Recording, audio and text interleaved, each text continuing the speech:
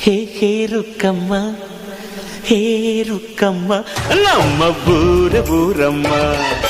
ಹೇ ರುಕ್ಕಮ್ಮ, ನಮ್ಮ ಮಾತಮ್ಮ. ನಾನು ಹುಟ್ಟಿದ ಈ ಊರು, ಮಾತು ಕಲಿತ ತವರೂರು. ಜೀವ ನೀಡು ಅಂದರು ನೀಡುವೆನಾ.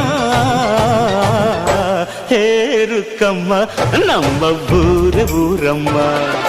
ಹೇ ರುಕ್ಕಮ್ಮ, ನಮ್ಮ ಮಾತಮ್ಮ.